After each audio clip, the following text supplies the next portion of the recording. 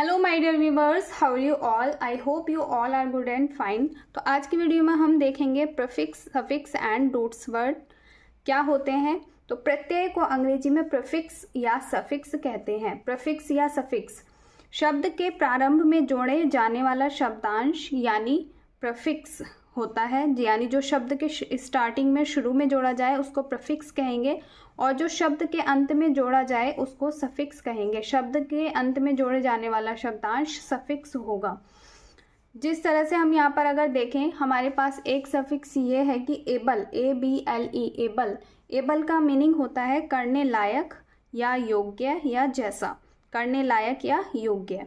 अब यहाँ पर अगर हम वर्ड देखें तो एक्सेप्टेबल, एक्सेप्टेबल, यहाँ पर हमारे पास एक्सेप्ट में एबल वर्ड जुड़ा हुआ है या सफिक्स एबल जुड़ा हुआ है।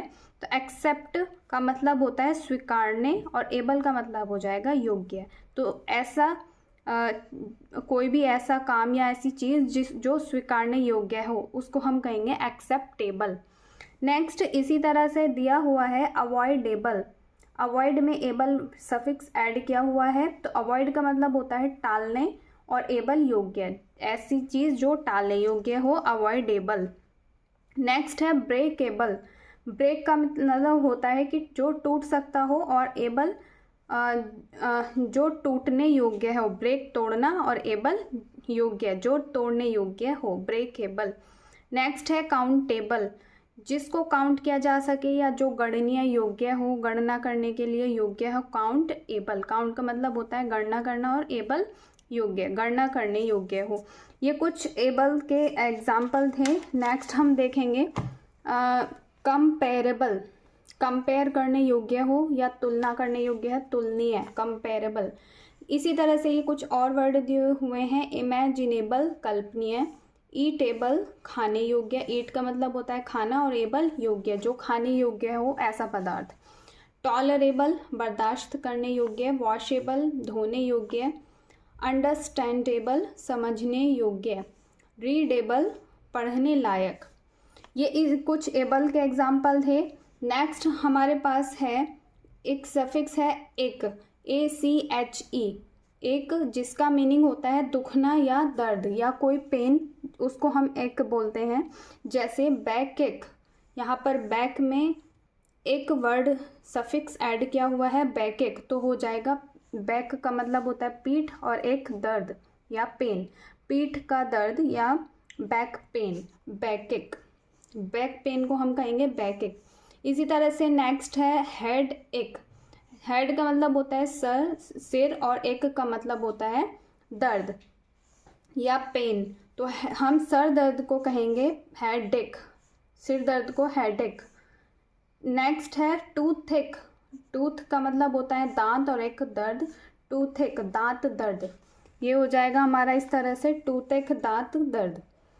अब नेक्स्ट है हमारे पास एक वर्ड ANN। ये हमारे पास इसका मीनिंग हो जाएगा का या रहने वाला। एन का मतलब हो जाएगा रहने वाला। अब हम किसी भी वर्ड में ये लगाएंगे तो वो हमारा हो जाएगा कि वो वहाँ का रहने वाला है।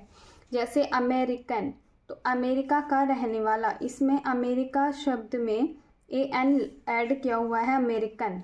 अफ्रीका, अफ्रीकन, अफ्रीका का रहने वाला या अफ्रीका का वासी। एशियन, एशिया का रहने वाला। ऑस्ट्रेलियन, यूरोपियन, इटालियन, इंडियन, जैसे इंडियन बोलते हैं तो भारत का रहने वाला, इंडिया का रहने वाला, इंडियन। AN सफिक्स इसमें ऐड हो जाएगा। कोरियन, कैनेडियन और रशियन। तो ये हमारे पास कुछ AN के एग्जाम्पल थे।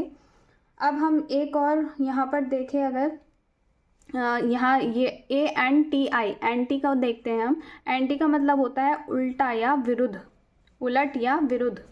अब यहाँ हम अगर ये शुरू में लगा हुआ है तो ये हमारा सफिक्स नहीं होगा, ये प्रीफिक्स होगा, क्योंकि स्टार्टिंग में लग रहा है। स्टार्टिंग में जो शुरुआत में ही लगते हैं वो प्रीफिक्स होते हैं। तो प्रीफिक्स है हमारा एंटी, जिसका मतलब है उलट या विरुद्ध। तो अब हम एंटी जिस शब्द में लगाएंगे, जैसे सोशल शब्द एक है, सोशल वर्ड है, उसमें हमने एंटी लगा दिया, तो सोशल का एंटी यानी सोशल का विरुद्ध, समाज विरोधी। एंटी सोशल, समाज विरोधी। नेक्स्ट है एंटी एयरक्राफ्ट। एयरक्राफ्ट विमान होता है, एंटी विरोधी, विमान विरोधी या विमान वेधी। एंटी मिसाइल जो प्रक्षेपास्त्र विरोधी। एंटी रिलीजियस धर्म विरोधी, रिलीजियस धर्म, एंटी विरोधी धर्म विरोधी, ठीक है। एंटी गवर्नमेंट, गवर्नमेंट सरकार, और एंटी विरोधी सरकार विरोधी। तो ये कुछ हमारा प्रीफिक्स थे जो इसके मैंने एग्जाम्पल आपको बताए हैं। और इसके बाद है हमारे पास ऑटो, AUTO, ऑटो। ऑटो का मतलब होता है स्वयं या आत्म। किसी भी वर्ड में हम जब ऑटो यूज़ करेंगे प्रीफिक्स के तौर पर तो उसका मतलब हो जाएगा स्वयं या आत्म। जैसे ऑटोमेटिक बोलते हैं ना, ऑटोमेटिक, तो ऑटोमेटिक का मतलब हो जाएगा स्वयं चलित, जो ऐसी मशीन जो हम स्वयं चला सकते हैं, ऑटोमेटिक। ऑटो मतलब स्वयं, और ऑटो स्वयं, और मैटिक जो चलने वाली मशीनें जो होती हैं ऑटोमेटिक। ऑटोनॉमी स्वराज्य, ऑटो स्वयं का राज्य, नॉमी मतलब राज्य, स्वराज्य। ऑटोबायोग्राफी, ऑटो मतलब स्वयं, और बायोग्राफी चरित्र, जो हमारे आत्मचरित्र हो, ऑटोबायोग्राफी आत्मचरित्र। तो इस तरह से मैंने आपको ये कुछ सफिक्स और प्रीफिक्स के एग्जाम्पल बताए हैं। आप इनको समझकर इंग्लिश में इम्प्रूव कर सकते हैं। तो इसके हम नेक्स्ट वीडियो में देखेंगे। आई होप आपको वीडियो अच्छी लगी हो और समझ आया हो, तो इसको लाइक कीजिए, शेयर कीजिए और मेरे चैनल को सब्सक्राइब कीजिए। Thank you for watching.